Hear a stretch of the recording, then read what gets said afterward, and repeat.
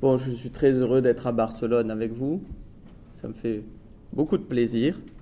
Et le thème du colloque étant paradoxe et transmission, j'ai essayé de faire fonctionner ces termes ensemble dans le champ de la clinique analytique pour voir s'il y avait quelque chose qui pouvait en sortir. Donc paradoxe de vie et paradoxe de mort. Il arrive que certaines paroles, certains gestes ou silences clivent la pensée plutôt qu'ils ne l'éclairent. Nous allons parler du paradoxe.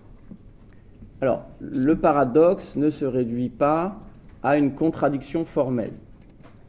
Il engage, c'est sa définition, la coprésence de positions inconciliables, dont aucune ne peut être annulée et qui pourtant réclament une réponse du sujet.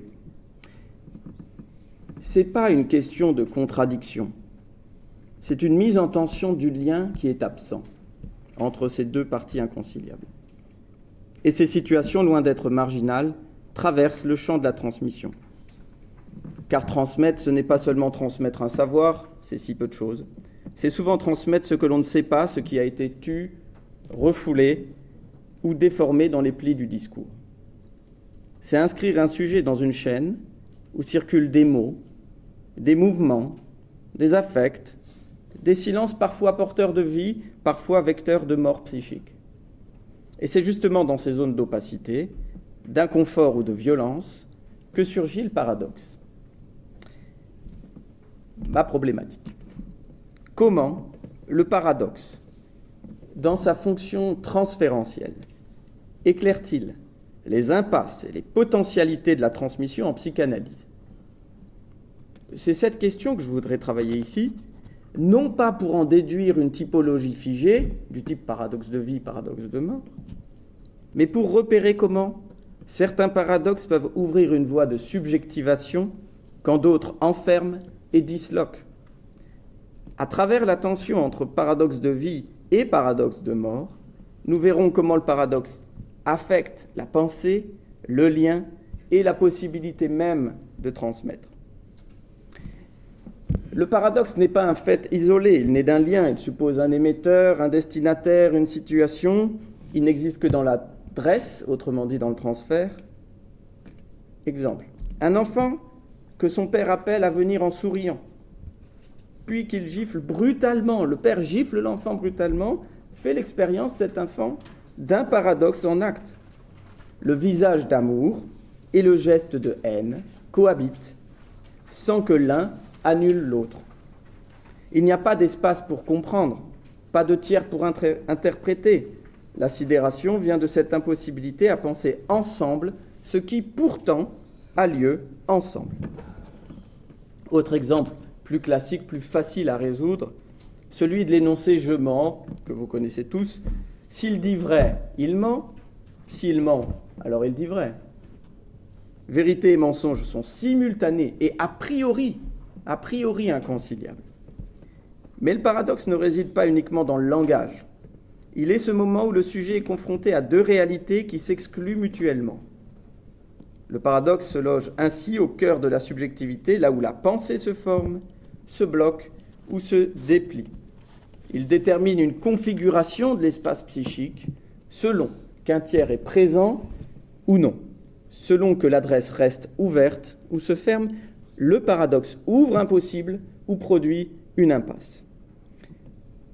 Je propose de nommer paradoxe de vie ces situations où le sujet, bien que confronté à l'inconciliable, peut néanmoins inscrire du jeu, du tiers, une possibilité de pensée.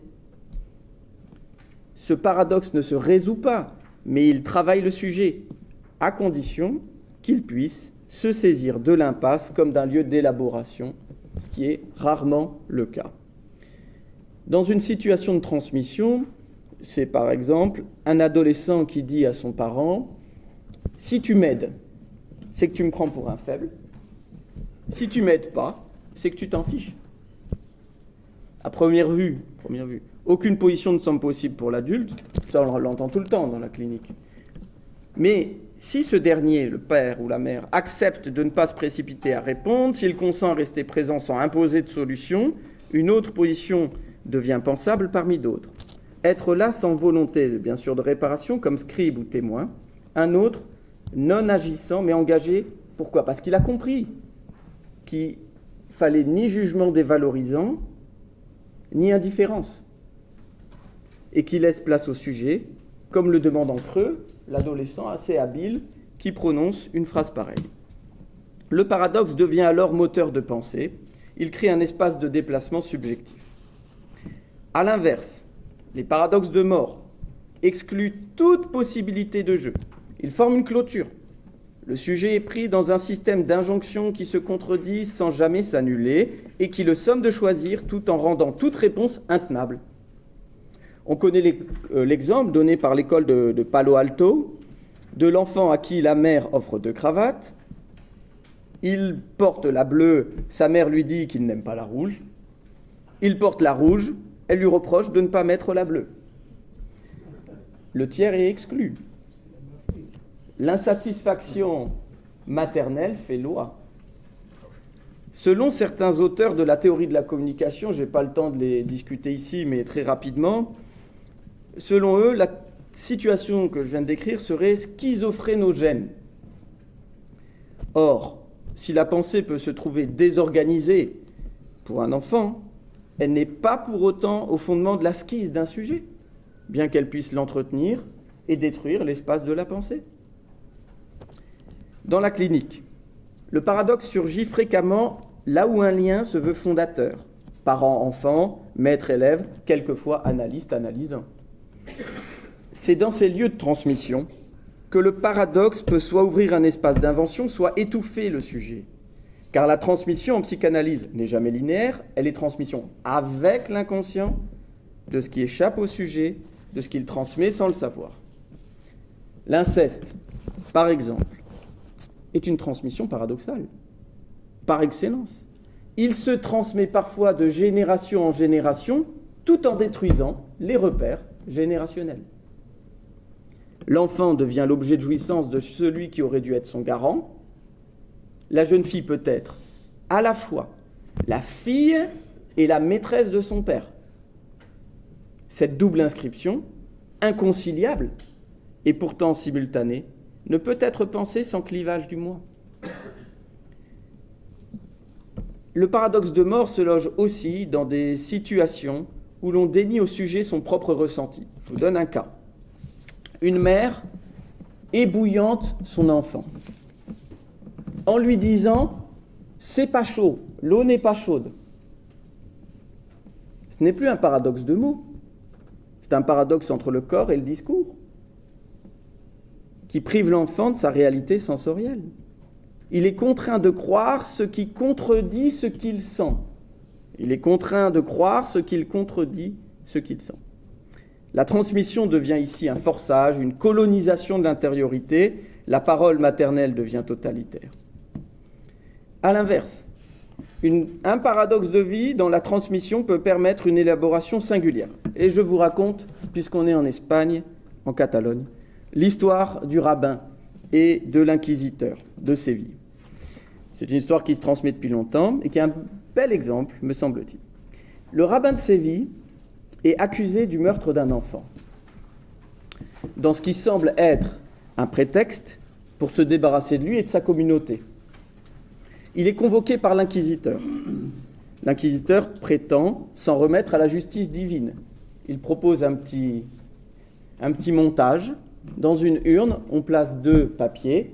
Sur l'un, il y a marqué coupable, sur l'autre, rien. Si le rabbin prend le papier coupable, il est condamné. Si c'est rien, il est libéré. Or, le rabbin se méfie. Et il connaît l'autre. Il sait qu'il est un peu fourbe. Donc, le rabbin tire un papier. Mais au lieu de le lire, il l'avale. Et donc, l'inquisiteur surgit, mécontent, et s'écrie « Comment saura-t-on ce qu'il y avait écrit ?» Et le rabbin de répondre « Il suffit de lire celui qui reste. » Il est ainsi sauvé.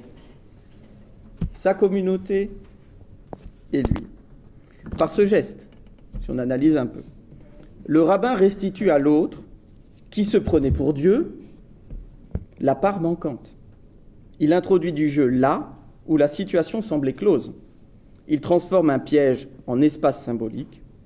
Ce faisant, il réintroduit le tiers manquant, la loi du hasard, l'autre barré, là où il n'y avait que toute puissance. Ce geste est transmission d'une voie de survie psychique qui a permis, comme on le sait, que certains juifs d'Espagne continuent de vivre.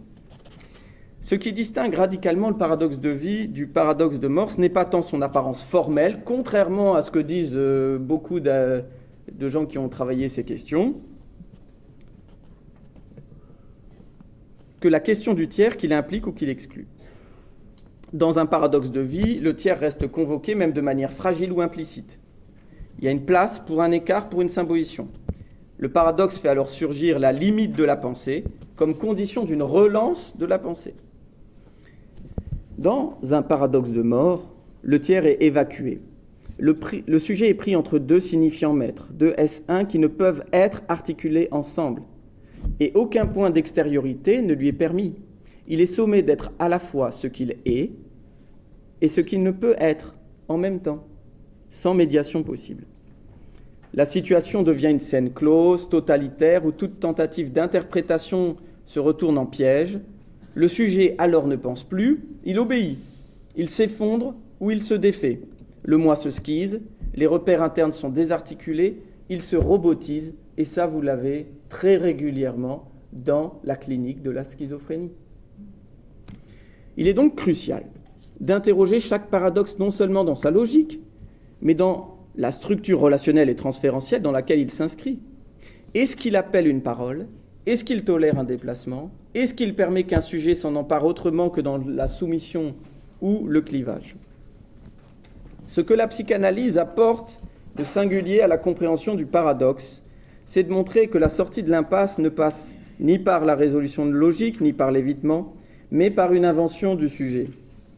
Le paradoxe ne se résout pas, il se travaille, et ce travail n'est possible que si une scène transférentielle vivante, où plusieurs niveaux d'inscription psychique cohabitent et peuvent se rencontrer.